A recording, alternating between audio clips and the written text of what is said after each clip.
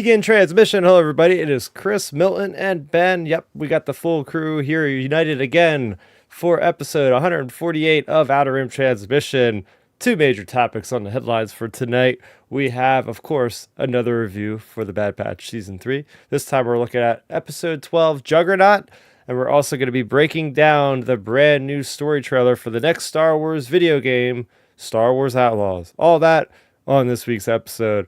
But first and foremost, let's get into it. Milton, it's been a while. You've been kind of all over the place. You're going to some big wrestling events and whatnot. So fill us in, man. How you been?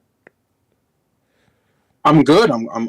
You're right. I've been busy, with Easter prior to that, WrestleMania, just other family things going on. But yeah, it was dope. I was at WrestleMania 40 in Philadelphia. That was an experience that I've always wanted to do ever since I was a kid. As I was telling you guys prior to the podcast, probably talking wrestling or my love for wrestling and Star Wars are probably 1A, 1B. Probably wrestling a lot of times have been number 1A to me just because of the imagination that comes with it. The superhero aspect and just the overall storytelling, how there really isn't an off season of it. So it goes round year round, and there's so many things that my personality has been developed because of wrestling. So yeah, me and 4 or 5 other guys that I'm close with, we went to WrestleMania 40. My friend John and Dustin, they actually went to WrestleMania 39 in Los Angeles last year, so they kind of had us beat on it, and they kind of walked us through what that experience would be like. So it was cool. It was cool to see legends that I grew up watching as, a 10-year-old kid. Obviously current stars that I really enjoy right now, and both nights was worth it. I mean, I know night one was cold, but I treated it as like a football game. I was prepared for it. It was awesome. People were tailgating and have a good time. I will say, we talk about Star Wars Celebration as this is a Star Wars podcast. There's a lot of similarities to these type of events like Star Wars Celebration or WrestleMania, where it's a big party. It's a big convention to celebrate the industry, whether it's professional wrestling itself or WWE as a brand. Just like with Star Wars Celebration, that you're there to celebrate not only, the fans and, the Star Wars product, but you celebrate, creativity, you celebrate, fandom, you celebrate this being something that brings people together, and it's a party. So, yeah, it was so fun. I enjoyed it.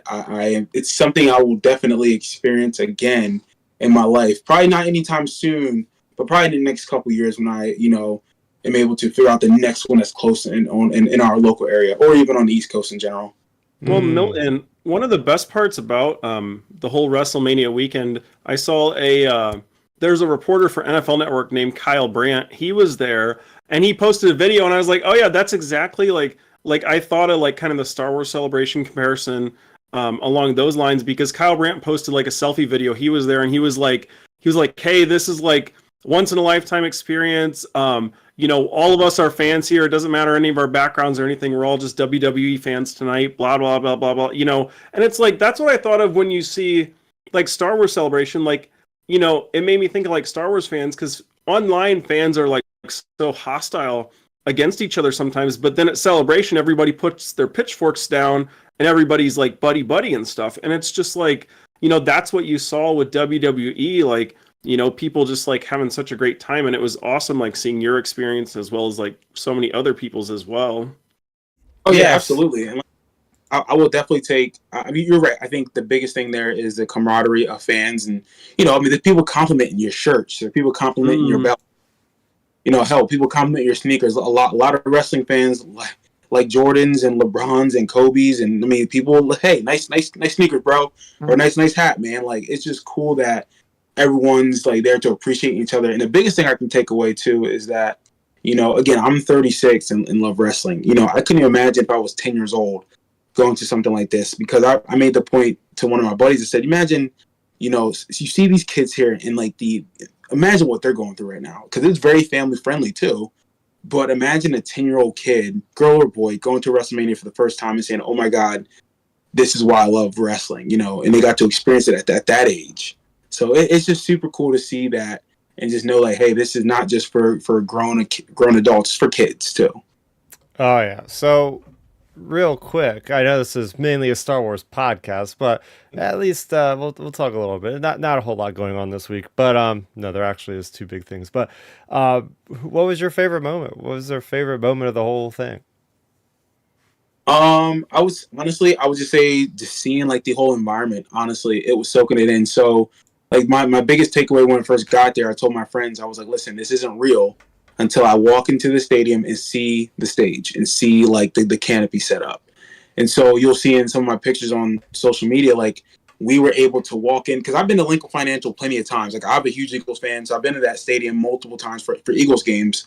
But to see it built for a wrestling capacity, when I walked in and I did an Instagram live, I said, "Oh, we're in here," and we walked into the stadium with the actual setup of WrestleMania 40. I was like, "Oh, this is real now." That was like the biggest thing for me night one, because I was like, "Okay, I'm now can touch it, I can feel it, I can see it." And if you look through some of my pictures, you can see that we were able to get close to the stage and take a Hmm. picture of your 40 logo with like me and my friends. Yeah, I mean, I could equate, like you mentioned, celebration. I'm looking back this week, like I was literally there a year ago in London, going nuts with the rest of them. But yeah, I remember exactly what you were saying about the ring.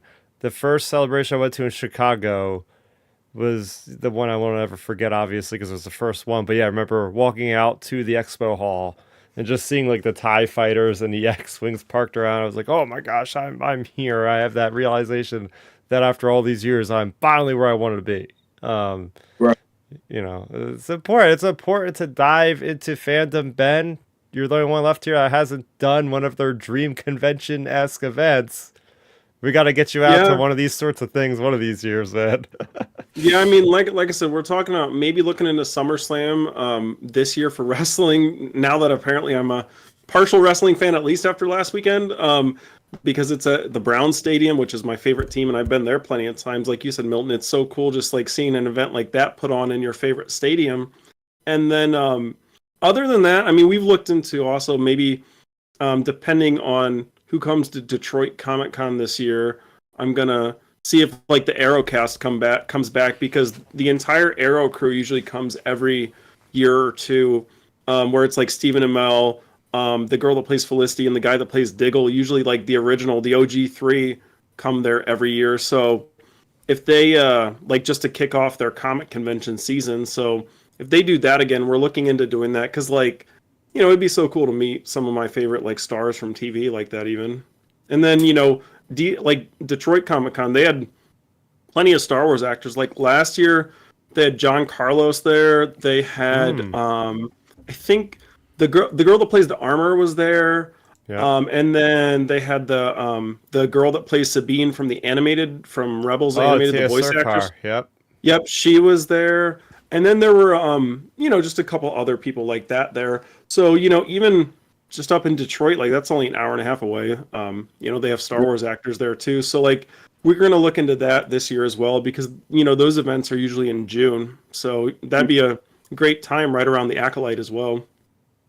Right. Yeah, I think, obviously, one of my dreams is to, we've talked about this. I do want to attend a Star Wars celebration, but my thing is though, they're just so far half the time. And I'm just like, I'm not trying to.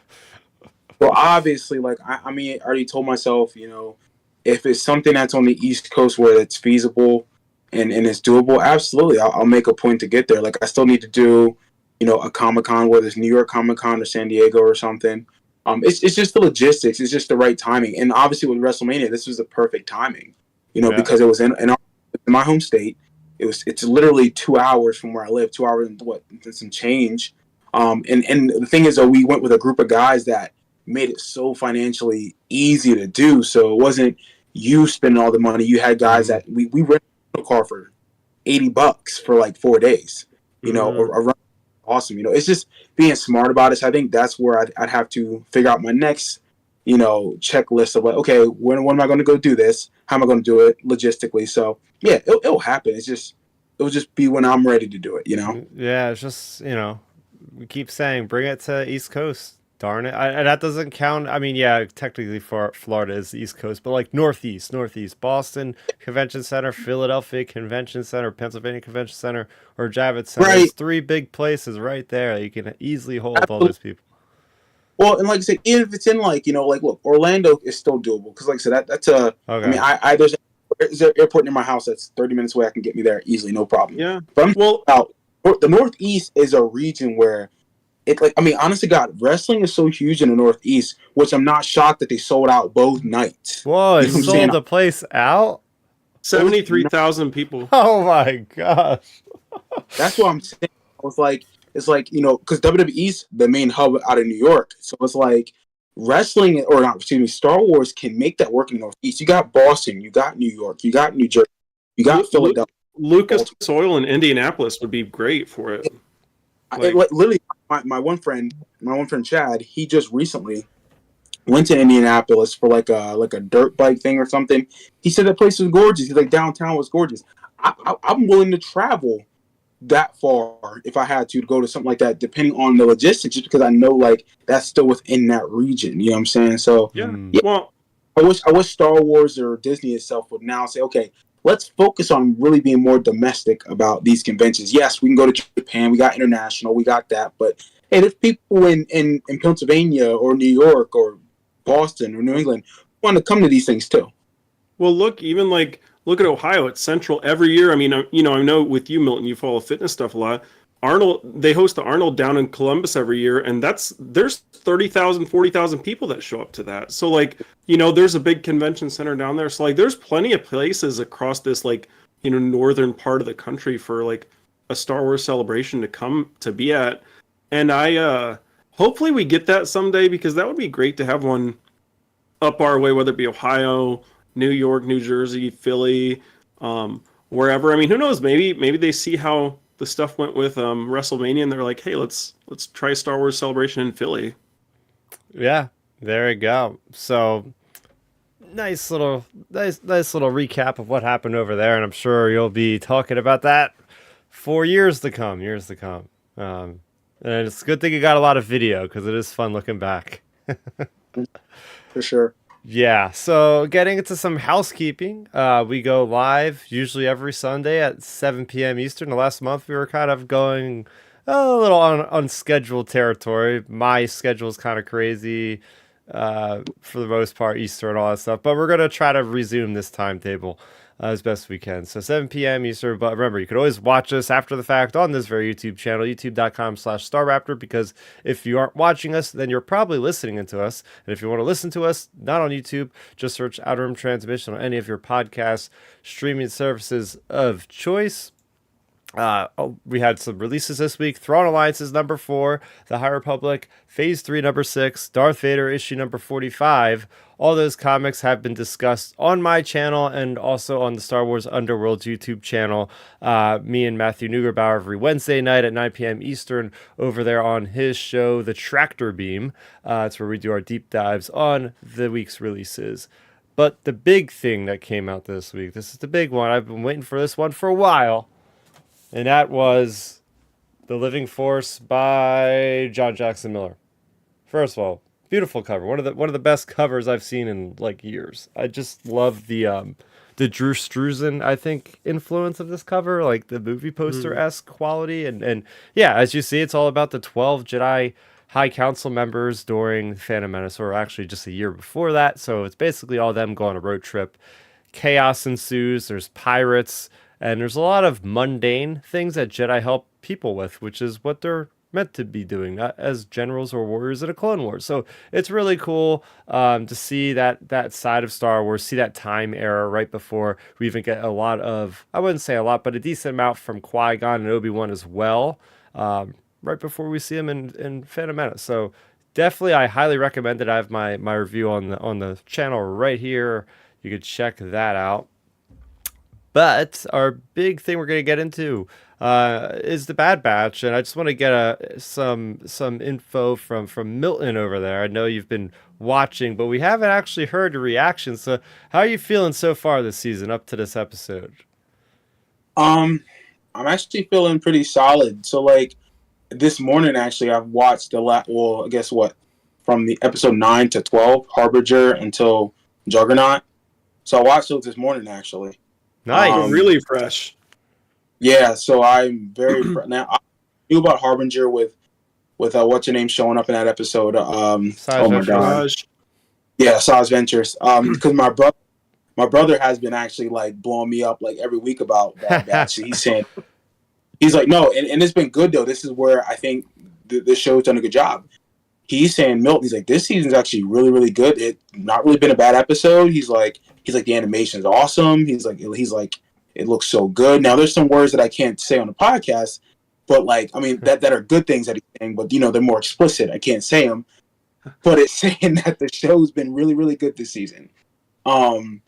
And I agree with him. So watching these 4 episodes, I mean, there's some ups and downs of pacing. I will say that kind of got me.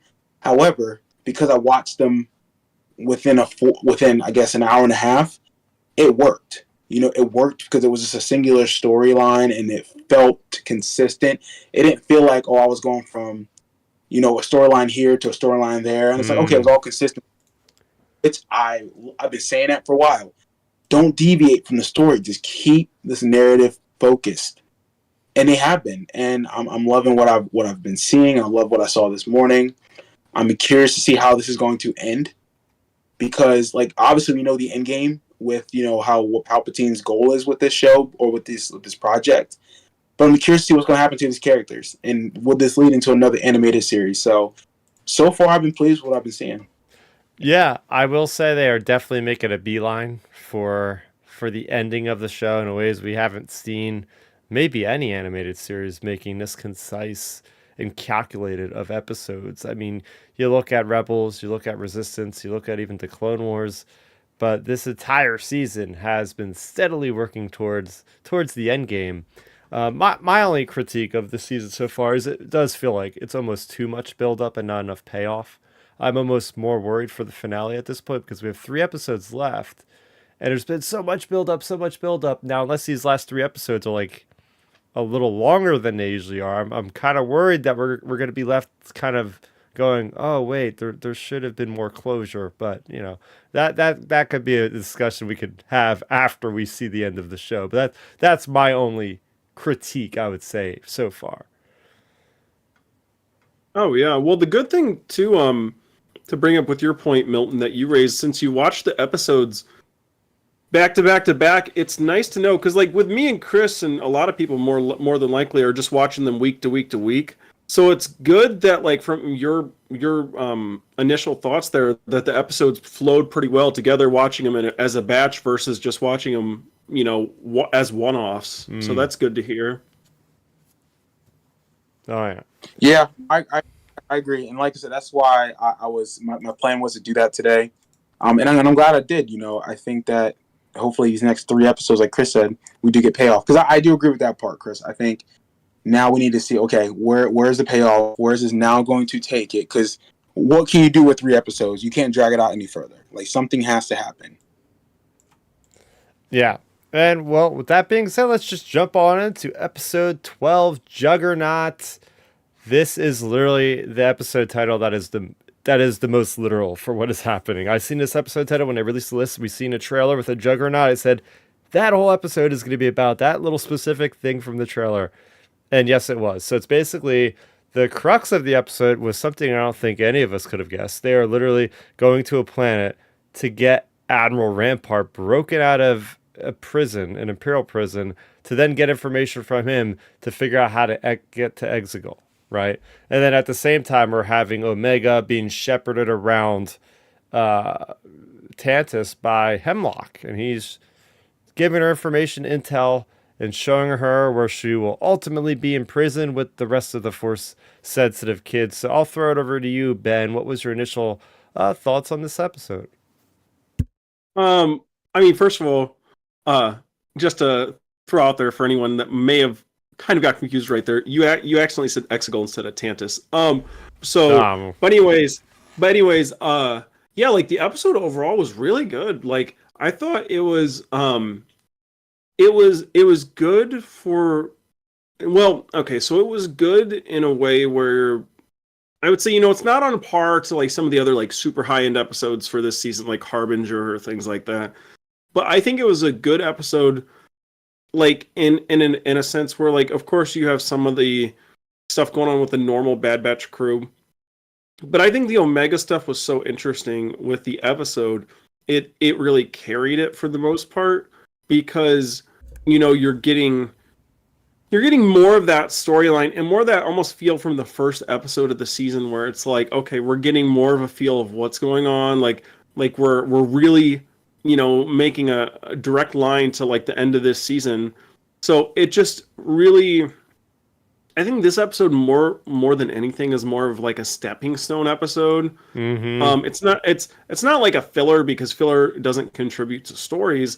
It's just it's more of a stepping stone episode to me Yep. because you have Omega, learning more about all like what's going on, what the plans are. Then you have the Bad Batch getting like the info about where she is, or getting some sort of help from Rampart.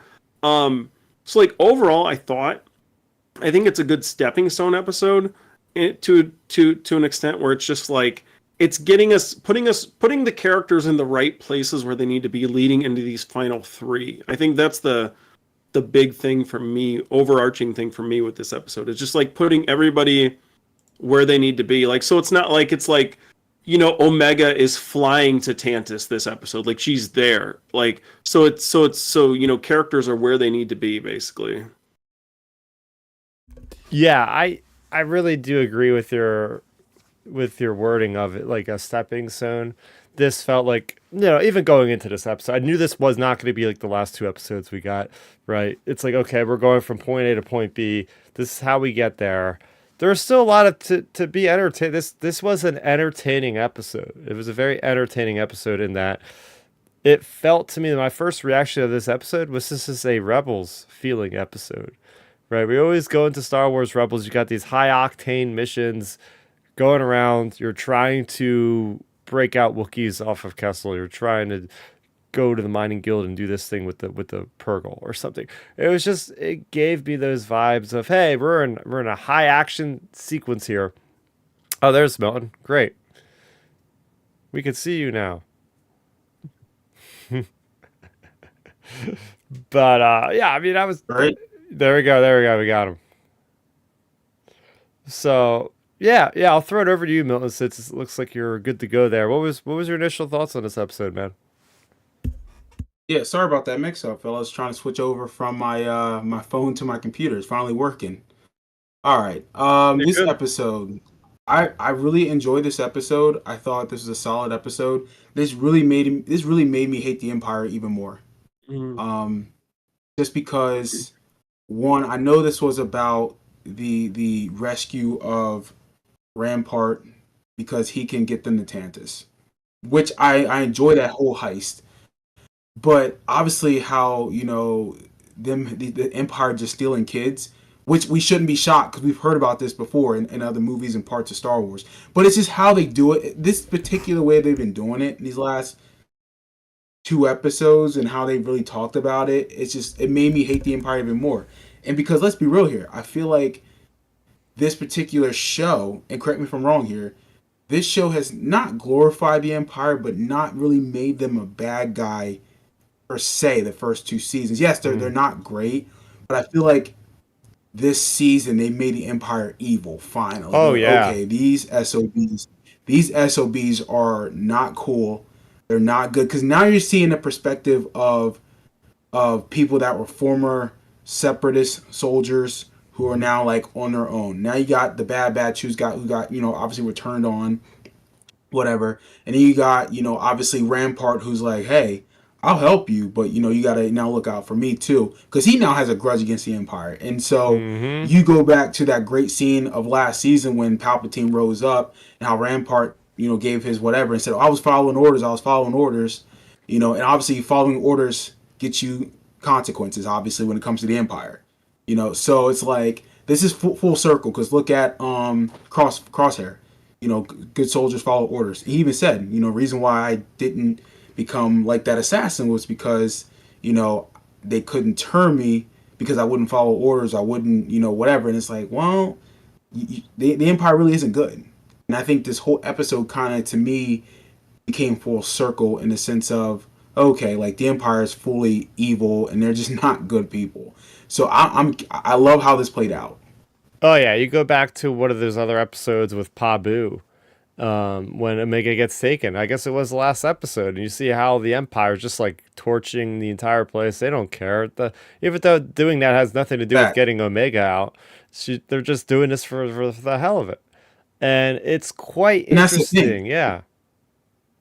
Yeah, and that's the thing. And that's what I'm about to say. I'll bring that point up too because Omega, if she didn't come out, they would have burned that place to the ground. It Mm-hmm. kind of reminded me of the Force Awakens whenever they were looking for Oh. Poe in the Yep. first scene. And then obviously they captured him, but then they wound up executing that whole, no spoilers, they executed the whole like village still.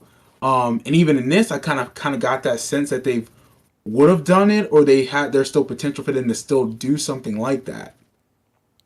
Oh yeah. Oh yeah. And I mean, here we go again. This is the Andor feeling. You get the Andor feeling of the Empire as, oh my gosh, yeah, don't like these guys. These guys are really evil, right? They're electrocuting prisoners that step on a floor with their bare feet, kind of thing. They're destroying villages and everything else with these people's way of life. Like, I really like how Lucasfilm has really been hammering that out. Some of us like the Empire because of visuals and order, but when it comes down to it, no, you're supposed to not be on their side, and I think they've been doing a great job as of late, explaining about that. What I also like about this is what, a year or so into the new age of the Empire, something like that. I don't know if we have an exact timetable, but the fact that we're already getting so many people like either escaping from the Empire or defecting from the Empire. You look at Rogue One, a lot of those rebel lieutenants are actual prior Imperial people. I think Dodonna used to be an Imperial, maybe. I know in Return of the Jedi, we're getting a current Star Wars comic, Crix Nadine. He was an Imperial.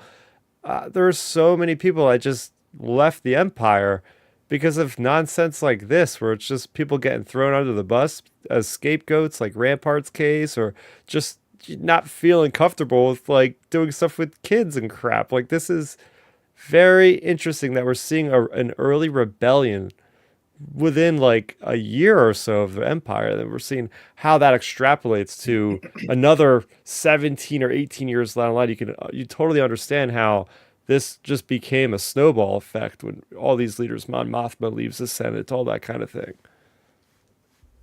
Right. No, it makes sense. I mean, I think you look at real world governments over history. I'm sure George Lucas, looked at a lot of this and saying, "Hey, look at Julius. I mean, look at the Roman Empire. Yeah.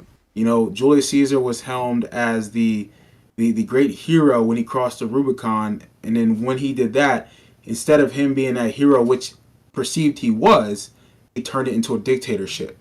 Look at the people within that government. They said, okay, he's too much. We got to axe old boy. And look what they did. The Ides of March, stabby, stabby, stabby. Then we see what happens to the fall of the Roman Empire. So like history does repeat itself in a lot of ways, and I think Star Wars took real life history and said, okay, this is where the seeds of how the fall of the empire will begin within rebellion outside of it, but also rebellion within it. Yeah, and I'm very much looking to see even a character like Emery Carr.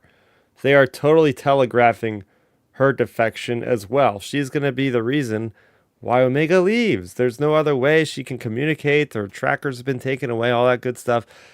It's going to be up to just that one person that can change the galaxy. And that is constant thing with Star Wars, is doing the right thing, standing up for what you believe in, knowing right from wrong, like the stuff like that. It's interesting. I'm just very curious what you thought about Rampart, Ben.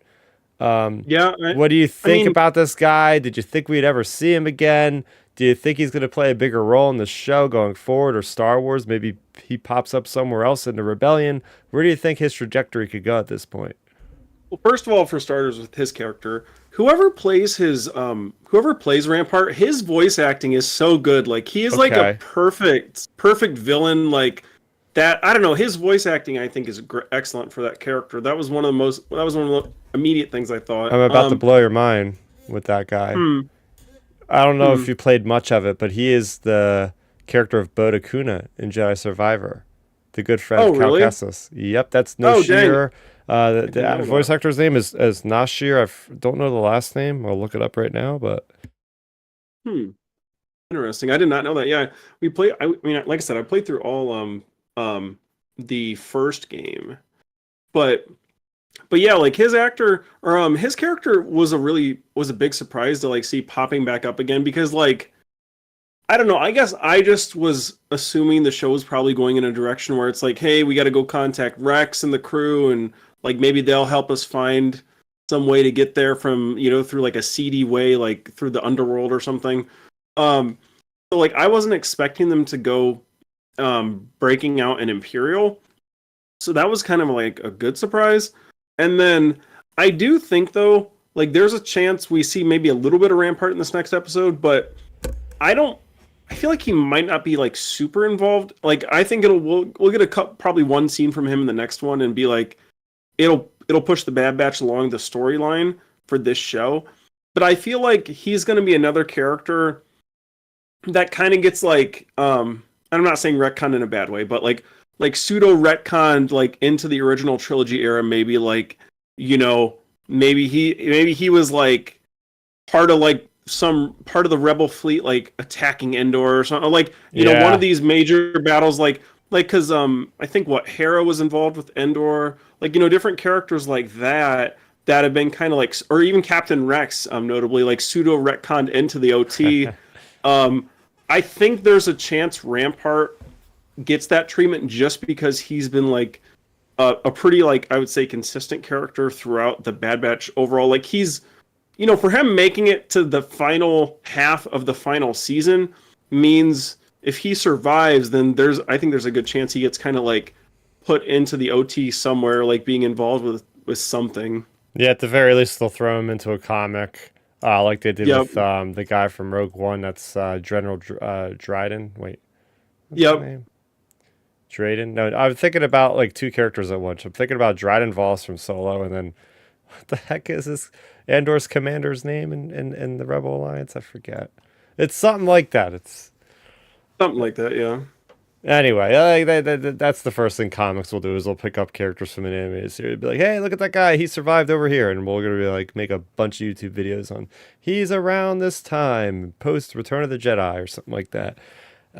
So yeah, really cool. I just want to take a second to talk about how cool the turbo tank actually is. I mean, I think the first one we've ever seen was at the Battle of Kashyyyk in Revenge of the Sith, and then we've seen them at Wobani in Rogue One carrying Jyn Erso to a work camp, and then we see, of course, we've seen a nice battle with Mandalorian in season 2, episode 7, the True Believer or something like that, where him and Migs Megfield are just like fighting on top. Mando's holding off all these goons, and he's can't have the explosives go off because it's going to light the whole thing and blow it up with the beradium or whatever they're carrying. So I have been enjoying just the overall feel, but this is the coolest we've ever seen this vehicle yet. I mean, this thing is it earns its name in every detail. The Juggernaut. This thing just plows through other vehicles. I love the effects of the visual effects with the missiles that are just like spraying out.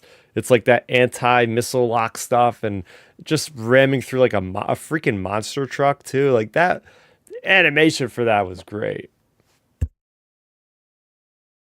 Oh yeah, the animation on the show has been like really on point. Like with the vehicles, just the way the whole action sequence of breaking Rampart out, I think was done really good. Like cinematically, like the way they shot it. Like obviously it's not like shooting with a hand camera, but it's like the way they shot it looks really like TV show esque. Like it kind of reminded me, like honestly, like the whole breakout kind of reminded me of the train episode from Boba Fett, where they were like doing that whole heist. Oh, Like that. yeah. That's really, really, really what I thought of actually watching this episode was. It made me think of that a lot. Just the way it was shot, it was very similar, almost like indie esque, like the way they shot that. Yep. So I really did enjoy the way they're doing the cinematography for a lot of this stuff, as well as of course, like you said, the visual animation is just on point with this series so far. Like it's so good. Oh yeah, I was getting besides Rebels vibes, I was getting flashbacks to the Rogue Squadron video games. Mm. And I haven't played them since I was like 10 or 12, but I think I remember something about like work camps and you were in an X-wing and you're like shooting these like ground vehicles and like it was all about like, oh, this guy's defecting, we got to rescue him. And I was just getting vibes from that, like the idea that they're breaking out somebody. It's on this desert-looking kind of arid planet with these canyons. I was like, oh, this kind of reminds me about Rogue Squadron a little bit. So, shout out to that game. Love that game. But here's the thing.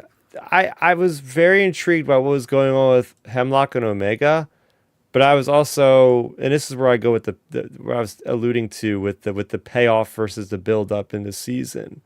I was really convinced that we were going to see what was in the actual vault that me and Ben have been talking about for weeks, and they pulled out the rug from under us again. It's like, oh, here are the kids. Like, of course they're going to bring her to the kids. Like, but I was Mm. just so ready to get the biggest reveal in Star Wars history. Is it Snoke? Is it a Dark Trooper program? No, it's just getting shepherded into the rest of the kids over there. I'm like, Yeah, that's that was a that letdown. That was a letdown.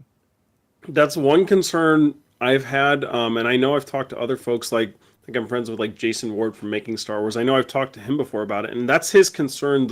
How they're doing this series is like, are we gonna just have like a final action sequence and like say this storyline be just like a carrot in front of us, and then we never ever get to that carrot, and it's just gonna be like left in the background? Like, I really hope we get something out of it. Like say if it is like Dark Troopers, like we know the Emperor stuff going on, but say if we also have a Dark Trooper thing going on, like at least give us like a reveal, like let the Dark Troopers out on their first ever combat scenario Yeah. versus the Bad Batch or something. Like give us that reward, because the thing is, if we get just like a basic rescue mission of Omega, like say Emery breaks her out, then Emery has to get like stay to save her or whatever, sacrifice herself, etc. Like, yeah, that'll be a cool sequence, I'm sure, the way they'll do it action wise. But we want payoff for Hmm. the Dark Troopers, or like the only way I could see it paying off in a way that could maybe be satisfying is like if we, even if we don't get like Dark Troopers in action or something like that, maybe, maybe it's something like Emery breaks her out, and then like the Bad Batch leaves, and we get kind of an epilogue with Hemlock saying, "Well, Emery, it sucks for you, but we did all our testing we need. We got the blood we need from Omega. Blah blah blah. The plan can move forward." Like, so the Empire still kind of wins at the end of all this, even though Omega and the crew got away. Like, maybe we get something like that. But I don't know. That's my only kind of running a little bit concern, is like, are we just going to keep getting that like carrot dangled in front of us and we just never get to it? Yeah.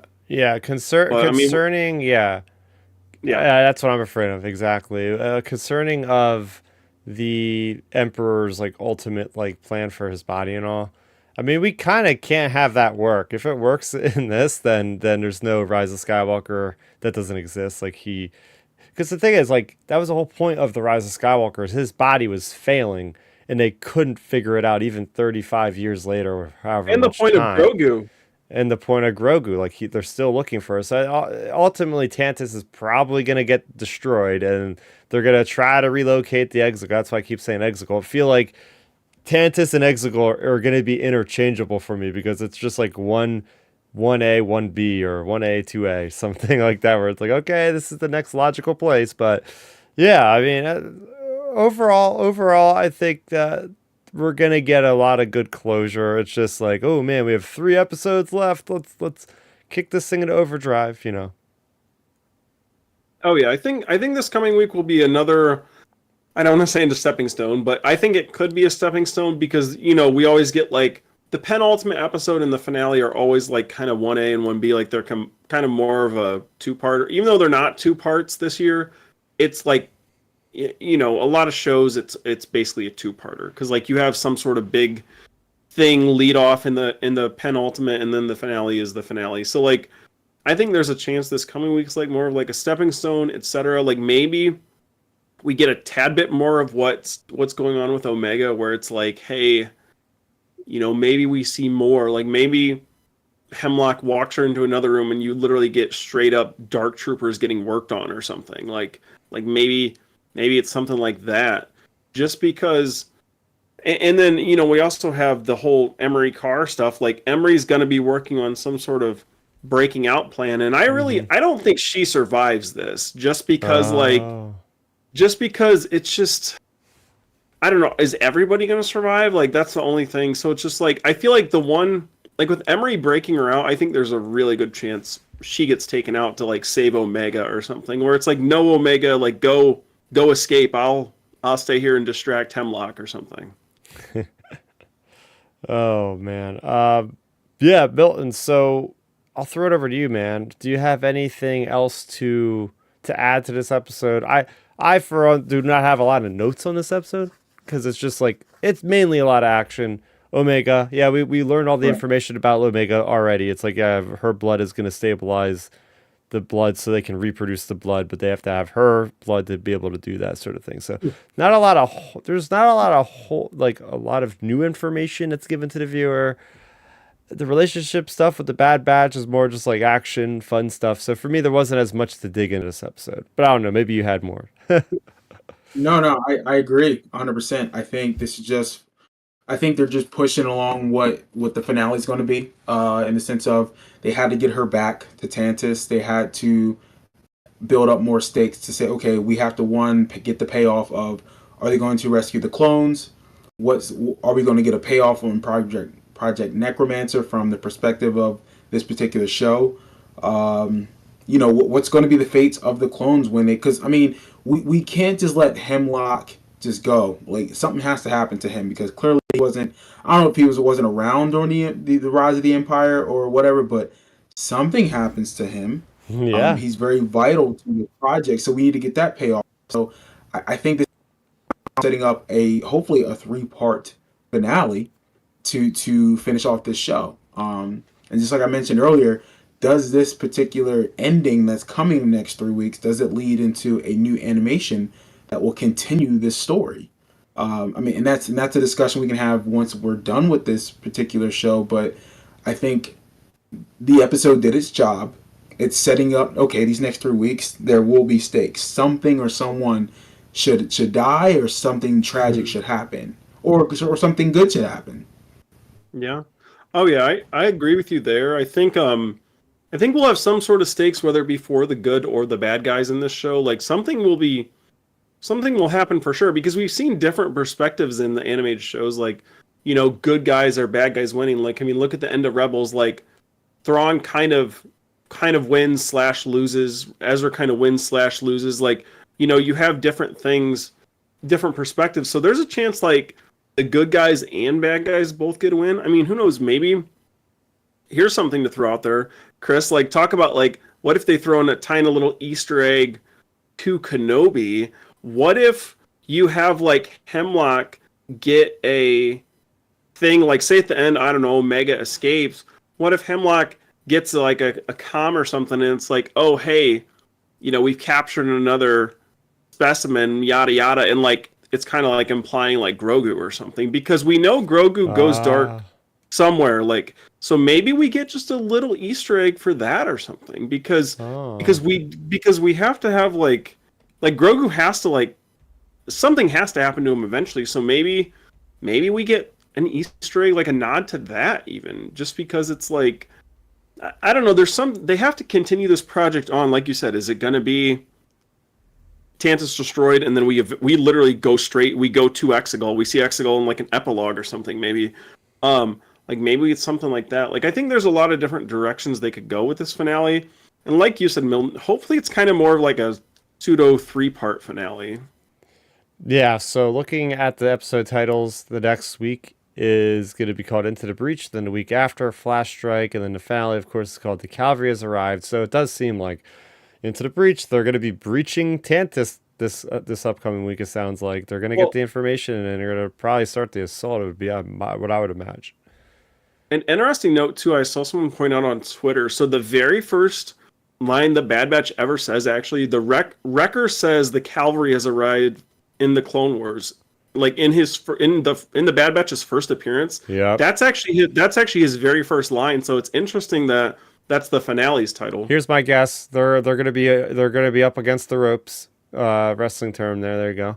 And we're gonna have Captain Rex come in with the cavalry, and he's gonna have every possible free clone trooper ever. He's gonna lead an entire assault of all these clones, and a lot of them will recognize as well. Maybe even we'll see Wolf there as well. I remember seeing him for that short episode. But yeah, overall, I like the episode. I'm gonna give it an 8 out of 10. Really great animation. Didn't push the envelope far enough for me to give it a higher score as far as like story goes, but it's still a very well done episode. So, what about you, Ben? Yeah, for me, I can just echo all of our sentiments throughout this episode. To me, it was a good stepping stone episode for the story. Wasn't incredible, wasn't terrible, and I went into it just thinking I was going to give it a solid 8 as well. All right, there you go. What about you, Milton? I think my perspective might be slightly different just because I watched it in a lump sum. I would probably go 8.25. I think that for how it paid off for me from watching episode 9 until episode 12, it was tighter. It seemed a little bit more tighter as a lump. Now I could see it being a single episode weekly. I could see that 8. But I think 8.5 because the action, the animation, and there's a payoff to it in the sense of, okay, they got Rampart. He's going to now get him to the next step to get to Omega. So I would say 8.25. Again, it wasn't nothing that... It wasn't a spectacular episode where I'm like, oh, great character development, or wow, I didn't know that about the story, or that surprised me. None of that. It was more just get us to the next phase to what you guys' goals are. So I think a good 8.25. There you go. 8s around the board plus an 8.25. Yeah, so jumping over to another medium of Star Wars, we got the news announced last Friday, I believe, that we were going to get a trailer for Star Wars Outlaws, the upcoming Ubisoft open world Star Wars game, on Tuesday at 12 p.m. Eastern. It did not disappoint because the trailer dropped and everyone around the world was ready to watch this thing. And as I suspect, we got a release date for August 30th. So there you go. You can pin that on your map. It's going to be a Star Wars summer. Acolyte coming out in June. Then we have this coming out in August. So lots of fun to be had on the screen with Star Wars, plus all the mini books and all. So we're going to take a quick kind of more of a cursory look on some images I pulled from the actual trailer. I definitely want to get your take on this, Milton. This is Canto Bight in a video game. You can tell by those ships we've seen from Last Jedi. So, hey, maybe they're going to make Canto Bight a cool location for the larger fan base out there. What do you have to say about this? We good. Like you ain't going no. Like look, for real, like, we know how I feel about that movie. It is what it is. But I mean, look, if Canto Bight serves a purpose in this video game and it pushes the narrative and it's a cool setting, then I'm all about it. I mean, let's be objective here. Let's not be weird. I mean, look, it's a great looking image. That looks like Star Wars to me. However, it didn't work in a movie. We can all admit that, but it can work in the game. It's just like, look at how, for example, another animation project versus live. You look at X-Men. Not everyone would think Wolverine in that blue and yellow short stature can work in live action. There's no way at that time it could work in live action. It works best in animation. Just like with Canto Bight. It probably didn't work well in the movie, which it didn't. It may work best in the video game realm of, this medium. So I can see this being better here. But again, I'm not against it. If it serves the purpose of the story, if it pushes the narrative, if it's a cool level to play, then by all means play it. There you go. This is our big bad, at least the big bad that we recognize. We know Star Wars has lots of twists and turns in it, so this might be some minor boss compared to an ultimate boss overhead. But this is, I believe this guy's name is Sliro. He is in charge of a brand new criminal underground group. I'm gonna have to look their name up real quick, but it's not committed to memory yet.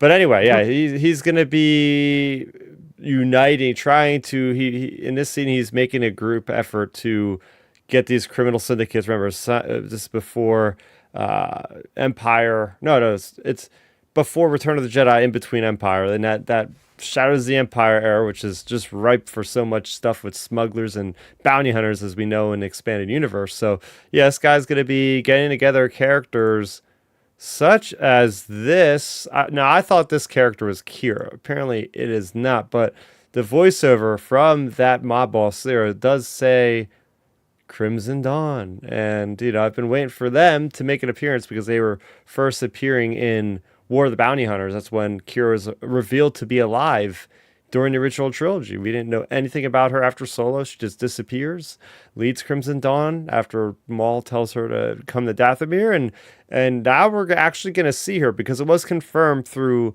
Game Informer magazine. Lady Kira will be one of the crime bosses. So this person looks like Kira, but even if it's not her, we definitely are going to have the actual Kira in the game at some point. There's a screenshot that I didn't get a chance to grab from one of their articles. That is definitely Lady Kira. So what do you think about that, Ben? About Crimson Dawn coming into play with the Pikes, with the Hutts? Like they're pulling no punches when it comes to getting all these different criminals out here. Yeah, I think it's really cool seeing them pull these characters in from like the movies, the comics, etc., and like tie them into games because like gaming is such a nice way, like a good way, like where people can interact with like the characters, like actually interact with them versus just like reading about them or something. So like it's cool getting that aspect of it. And then the fact that like the Crimson Dawn and like Kira and all these other groups are going to be involved. It just makes me more interested in the game overall as a whole, because I think that's going to be like my make or break thing when it comes to this game.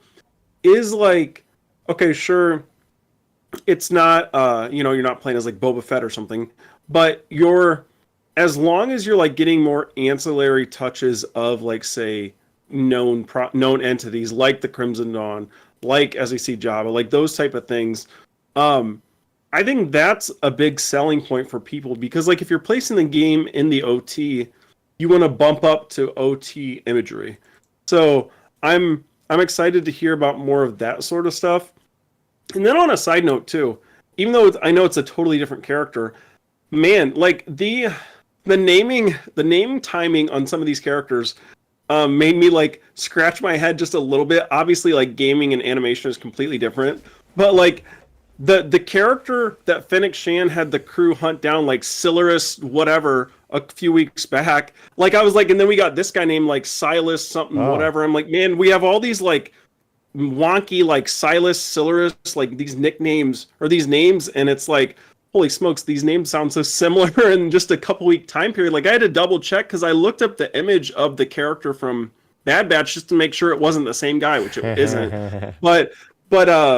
But yeah, so like I don't know, it's gonna be cool seeing it. And like you said, I'm sure this is more like maybe your early boss or something, because like I don't know, would they really show the biggest bad character of the game? I'm not sure. Yeah. But for instance, Jedi Survivor, I'm not going to spoil it, but they lead you to believe a certain character is the villain, and then they pull the rug out from under you, and then there's like another 6 hours left of the game where there's a completely surprising villain that you face off against, and it's like, whoa, that was crazy. So I fully expect storytelling to have lots of twists and turns. Some images I was cycling through there is obviously the Empire is a big deal, right? This is the height of the Empire, right, in this era. So we're going to see lots of stormtroopers running around. KVS looks really cool. She's got apparently a tattoo on her chest. I didn't see that on the first trailer. So again, adding more uniqueness to these characters by having cool tattoos and stuff like that. Now this guy here, his name is Jalen. This is the guy from the first trailer. A lot of us thought that, is this Kyle Katarn? Nah, this is his own character. He's got a surname that I do not know at this point, but he is going to be like your shepherd into the criminal underworld. This guy is going to be like your sort of mentor in a way. I guess kind of like Beckett in a way. I don't know. Okay, I looked it up. These guys are called the Zarek Bash. They are just new to Star Wars. They were developed by massive studios, which is making a game. So it's cool. We're getting, the tried and true people like the Hutts and like the Crimson Dawn and stuff, but we're getting new things thrown in here, and there's going to be another clan that I will talk about. I mean, yeah, their imagery is interesting. These guys have different kind of helmets. Not really Mandalorian. It's not anything else we've seen before, so that's sure to make them stand out. We also have a bounty hunter character. I believe her name is Vale. Looks like she's somewhat of a cyborg that's going to be working with Sliro. The backstory of this game is apparently you as K-Vest, you steal something from Sliro, and K-Vest does come from Cantonica Canto Bight, so she's a Canto Bight resident, our main character, Milton. So we'll see how that goes. No wonder she wants to leave there. Hey man, if it works.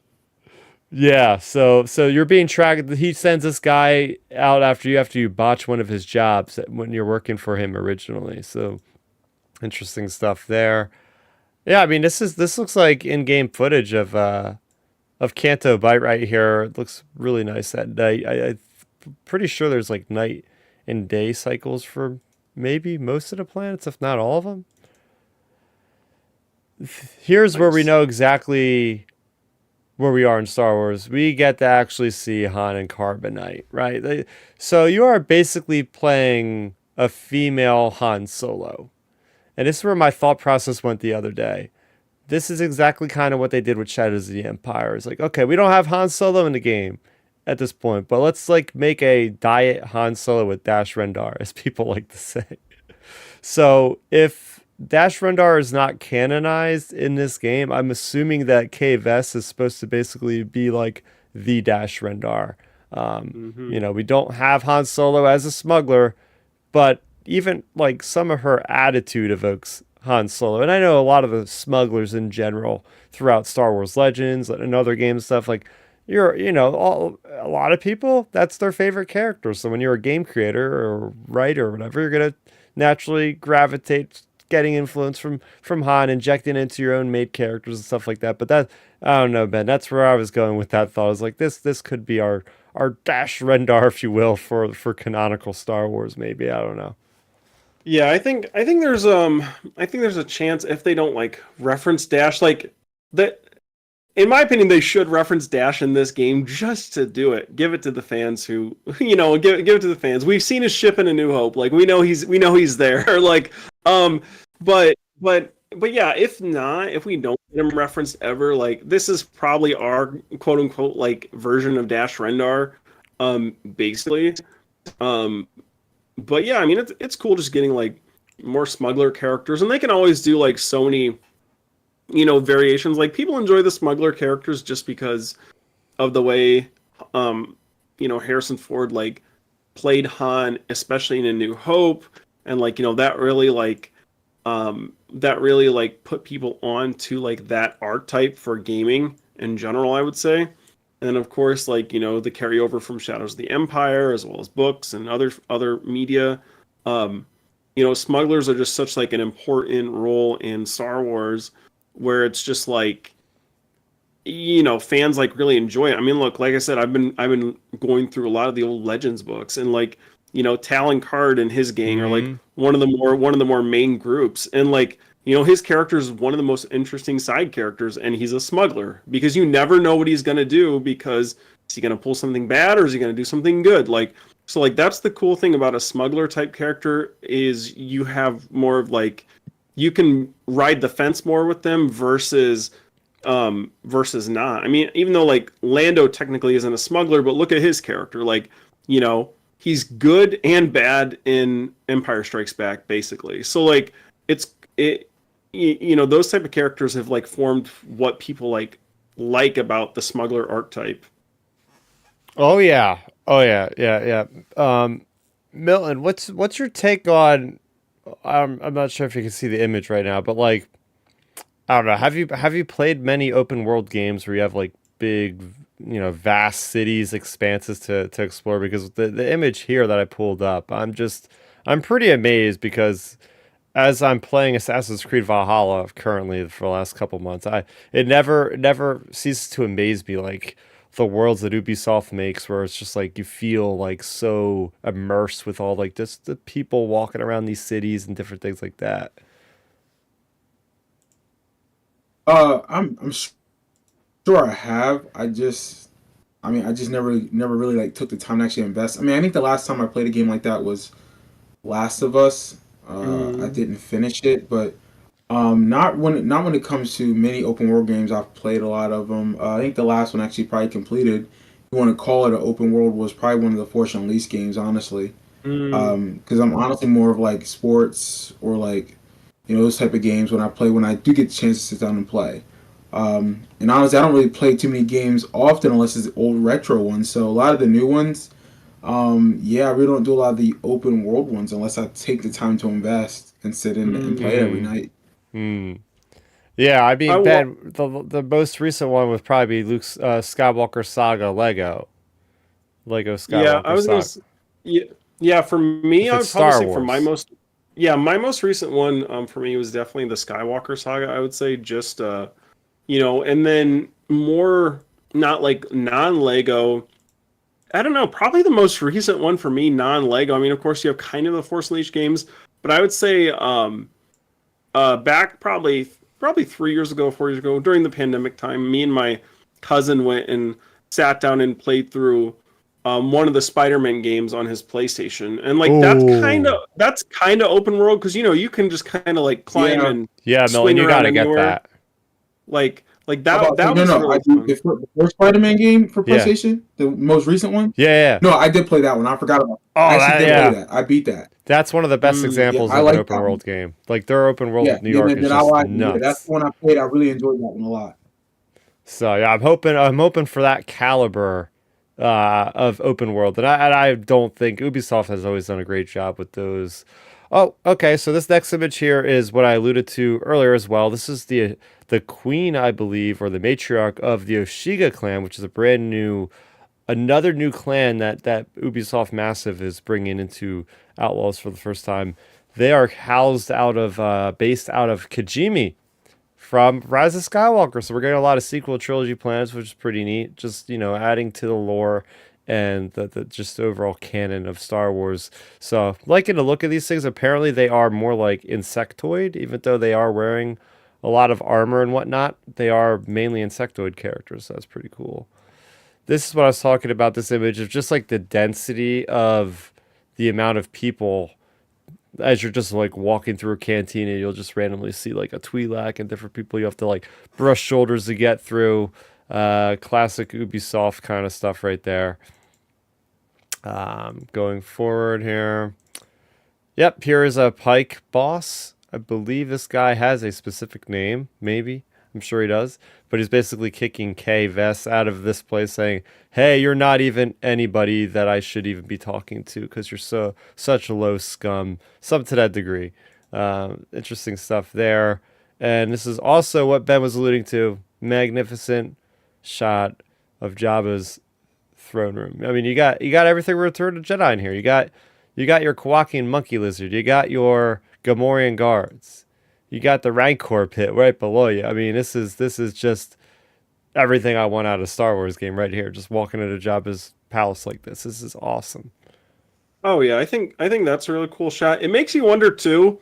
I hope they add in some little Easter eggs, like, hey, if you, I don't know, walk to a certain part of the palace and you look out a viewport, you could see like Boba's ship outside or something. Like Oh, I love those. that. I would love. I love Easter eggs in games like that where it's just like you can't interact with it, but you just look out and you Yep. see something like that. Like I would love if we get something like that, or even like you walk in and you look down and you see the Rancor like down there looking up at you or something Yep. like those type of imageries I think are just so cool. Like I love when games do that. I mean, heck, even in Lego the Skywalker Saga, like some of the, you know, in some of the missions, you can like punch open crates, and if you look down into them, you can see. It's funny because they have like the other old Lego games. Like they had the old original Skywalker Saga, like the episodes 4, 5, and 6, like there's little crates, like it looks like DVDs of like the old Lego games. So it's cool, like little Easter eggs like that thrown in games. So I hope they utilize Jabba's palace in a way to like maybe throw in just a tad little, a few little Easter eggs here and there. Yeah, I can't tell how much time I basically spent in Battlefront 1 2015 when they released the Jabba the Hutt DLC. Just running, not even trying to kill opponents. I would just run around Jabba's palace going like, I've never seen this room before, or I've never seen this wall that we never seen on the other side of the camera. So stuff like that, when the game designers are given the chance by Lucasfilm to just like expand on a location, and it just never ceases to amaze me about, oh yeah, this is what's over here in the corner of Jabba's palace that is right over on the other side of the camera. Oh, that's really neat. Another really great detail that we didn't get from the original release reveal of the game is that you're going to be putting together a crew of other criminals and smugglers to do this one heist. So this entire game, you're gearing up for like the ultimate heist. So very curious what that could be. And apparently, according at some point in this trailer, the bounty hunter Veil is talking to Celero and said she's got her mind on something bigger than ourselves or something like that. It's like, that is the curious thing. Now, is she gonna? We know there's a lot of rebellion. And we know there's a lot of empire. I've said this before, but it's like, she doing ultimately a mission for the rebellion at some point, right? Like maybe this is the first third of the game they're showing, like, oh yeah, you're gonna get back at this guy that you faulted, but then after that, maybe you join the rebellion. Maybe it's like Force Unleashed, right, where there's a lot larger of an end game at the end of it or something like that. But yeah, it's really cool because you're gonna be building a crew. So I'm showing images of like ND5, your droid, and then you have this Chadrafan little character here. I'm guessing he's gonna be part of your squad, Well, here's even something, Chris. What if they flip it on you? What if it's you're gathering a bunch of information of where the rebels' exact base is in the OT, and then you as KVS, you end up having to like make the choice, turn in the rebels or destroy it and like escape or something. Like maybe they do something like that even because I think when they say like something bigger, it's either like involved with the rebellion or empire. Like it could go, I think, either way. That would be so cool if they flipped the switch on Battlefront 2 where like you started out as a good character or a bad character, Iden goes to be a rebellion, officer. What if you end up like basically working for the Empire to sell the rebellion out? It's just like you tell the Empire that they're amassing at Solist because the Emperor always knew that. Like he always knew that they were going to. That's why they laid the trap, obviously. So it's like, huh. So, yeah, I mean, I think there's a lot of opportunities where they could fill in some of those blanks. Sure. As we know, there's going to be space combat. Your Trailblazer ship here being tailed by some really great looking TIE interceptors. So, very curious to see how the space combat works because you're going to be able to basically transition right from the planet to space with like they're going to probably hide the loading screen behind clouds and stuff as you're like a couple seconds going through clouds. It's like the artificial loading screen or whatever you have you. But I'm still looking forward to seeing how the space combat is. Me and you were playing Starfield earlier this year, and I enjoyed the space combat for what it is, and I'm looking to see what this third-person space combat could be. Space combat's always interesting to see how they do it because we've seen so many iterations of it, whether it be Starfield, Lego Star Wars, Star Wars Battlefront, Halo, whatever. Like every game is so different on their space combat. So like, I don't know what to expect with it, honestly. So it looks like you're going to be doing a lot of traversing as well. I know there's plenty of this, which I have a great time doing in Jedi series. This Calcessa's jumping around. Looks like you got a grapple hook and stuff. You can swing around like you're Indiana Jones. So, which is also coming out this year. So a lot of cool swinging action going around. On Tatooine, of course, you got to go and you got to, involve yourself with some kind of Sarlacc pit at some point. So there you go. Classic iconography of the desert planet there. Yep. We got one of my favorite units in all of Star Wars, the Dark Trooper. No, Death Trooper. Sorry. Death Trooper, the other trooper that's black and starts with a D. So it's cool there. We got an ATST. We already seen an ATST was in the original reveal. Nothing new there, but it's still cool to see actual vehicles that you're going to be going up against. Right. Then we also have whatever these like little spider things. I'm guessing that they explode if they get you near you. Because many of other games have always had these enemies that try to get near you, then they're glowing, and they always explode if you get too close. I'm looking at you, those characters from Gears of War, that the lambit things that explode or whatever they are. The flood The in Halo. flood, yeah, yeah. And this is one thing I did not expect is we're gonna get to actually see a crate dragon a la Mandalorian, or actually, yeah, the Mandalorian. No, yeah, Mandalorian season 2. That wasn't Book of Boba Fett. See, it's all bleeding together, the Mandoverse these days. This looks just like the one from Mandalorian 2. I wouldn't be surprised if it was like literally the same one. Mm. This does take Oh, place yeah. before that, so it could be, That's going to be nuts trying to go as a boss battle, trying to take this thing down. Oh my gosh. Oh man. But yeah, there you have it. That was the trailer for Star Wars Outlaws. Super excited for this one. Ben, I did some extra research and seen it, they have the Ultimate Collection, the Premium Collection or Edition, whatever. But if you pre-order the game, they're going to have a Jabba the Hutt's Gambit mission, and then there's a season pass. They're actually going to have continuing story for this game. That's like the first. Oh, that's good. They're going to have story DLC.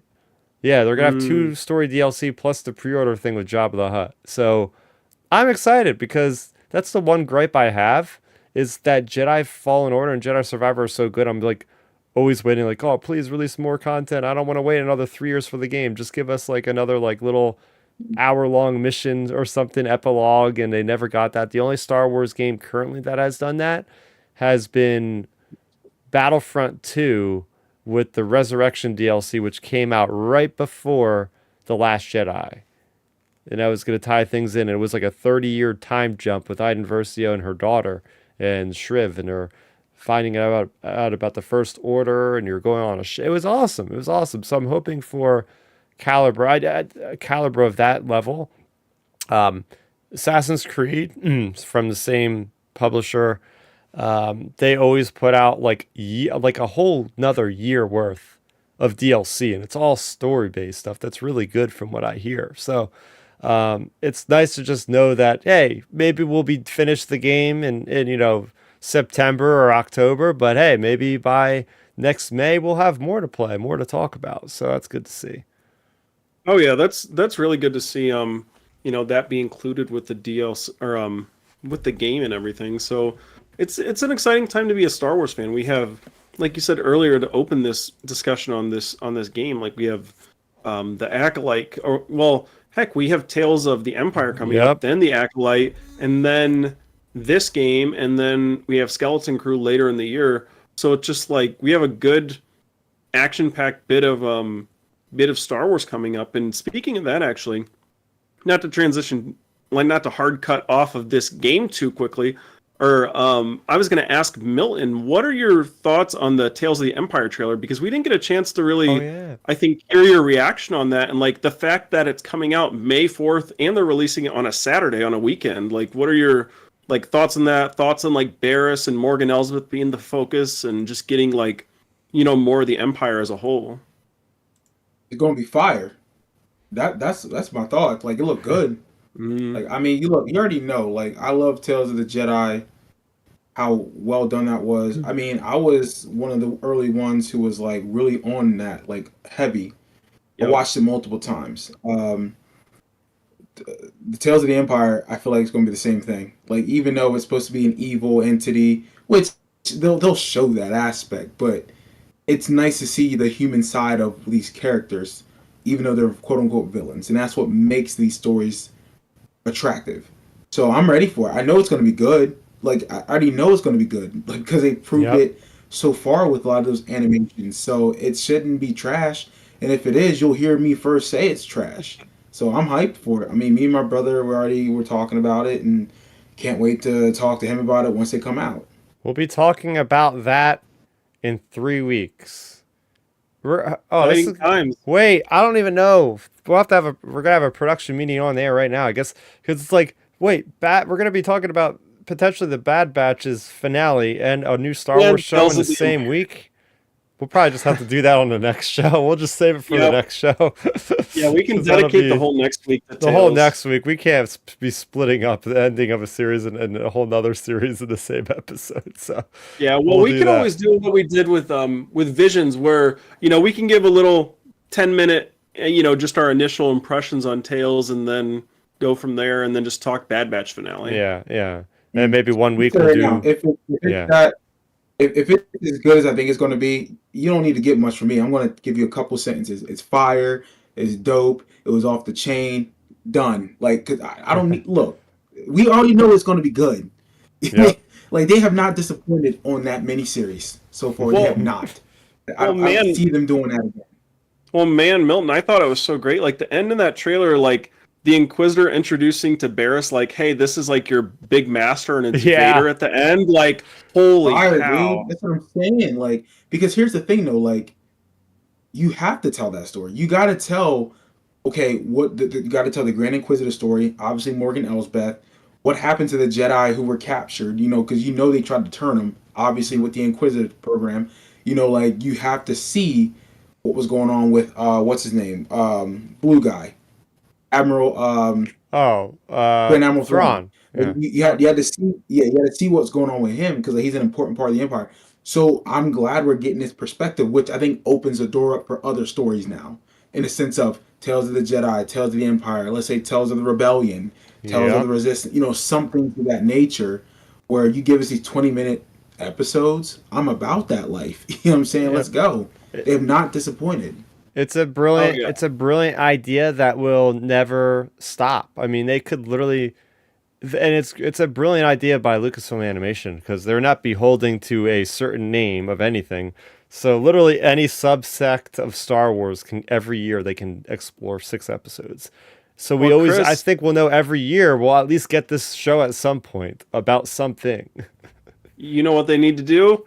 It'll be right up your alleyway of smugglers and things such as that regard. Hey, go right off the old Legends book, Tales from Jabba's Palace. Like, like that would be or like Tales from even just Tales of the Bounty Hunters. That's what I'm thinking. There's so many opportunities. So yeah, it's exciting, and yeah, I wanted to make sure we got Milton's thoughts on that, just because that was such a surprise drop. Like, that's something we always talk about, Milton. Like, Star Wars never surprises us. It's always like, I mean, heck, I hate to say it, but a lot of times it's it's like bad news, and like they surprise drop. Hey, here's a trailer, here's a show. There were no leaks about it, nothing, and it's only coming out in a month. Like, that's excellent news. There we go. Yep. So great thing to end on. Milton, thanks for joining us again. We're happy to see you had a great time over there in Philly with the WrestleMania. Where can people find some stuff that you might have posted from that?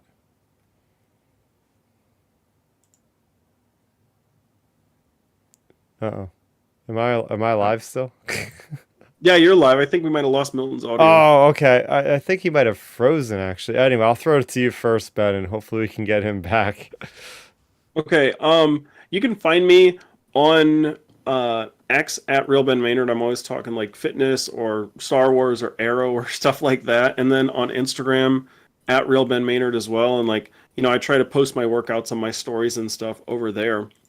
And then like, if you want to find Milton, you can find his Twitter account at MiltonWeber7, and then his Instagram is Milton7Weber, and that's where you can find all of his like WrestleMania stuff. So yeah, you can find me over here on, of course, youtube.com/Starrapter, where I'm going to be posting. Well, I already did post my my Living Force review. So there you go. I have my Living Force review posted there. I'm getting a quick update from him. No, his connection stopped. But at this point, let's see, is he still there? Oh, he's connecting. It's looking like. I'll try to vamp for a little bit longer while he's coming in here. But well, all right. To bounce off your book cover title, or book cover.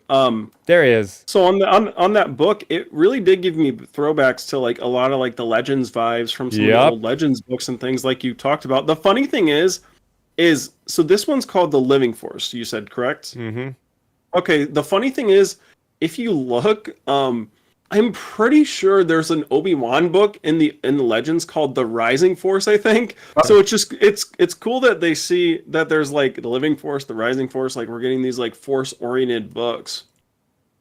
There you go. Yeah, it's all about the exploration of the Force. It doesn't have to be wars all the time. And that's what I really appreciate about this book is the idea that it's like really diving into the headspace of the Jedi Council about, hey, they're up there in their ivory towers, just like basically people think they're doing nothing to help the galaxy. Qui-Gon recommends them to say, okay, maybe we should actually go out. Like Qui-Gon literally tells them, save one person. Like that was his like whole mantra thing is just save one person that you're actually talking to. So then they go to this Quen planet, which has a lot going on because it used to be a shining jewel of the Republic. It was this big program to revitalize the economy, and since 200 years back, it's been kind of the corporations are pulling out, more crime is happening there. So it's about the Jedi just going to this planet and basically helping out a bunch of people, and the pirates come and, then there's a Star Wars action. So it's the book in a nutshell. But Milton, I believe we have you back. I don't know how much you heard about what I was saying, but I was basically teeing you up to say where they can find your WrestleMania coverage. Yeah. I mean, look, man, they can find my WrestleMania coverage on my Instagram or my Facebook or yeah, probably my Instagram and Facebook. My I don't really put much stuff on Twitter, but you can follow me on X at Milton Weber 7 or on Instagram at Milton 7 Weber. We can see obviously my workout stuff. Most recently my WrestleMania stuff. Check that out. WrestleMania 40. Pop in. Let's go. Your boy bought a world championship belt as I told myself I would do. Fire.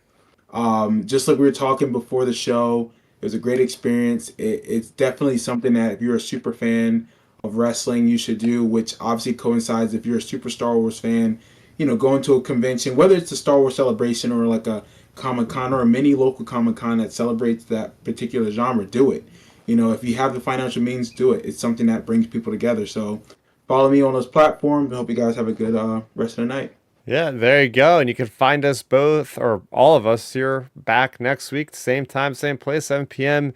Eastern. We'll be reviewing the next Bad Batch episode, Into the Breach, episode 13, and whatever Star Wars news we may get in the meantime. I don't know, man. We've gotten 3 trailer breakdowns in 3 weeks, so I would imagine that maybe Lucasfilm is cooling their jets a little bit on the news. But regardless of the fact, thank you guys for joining me.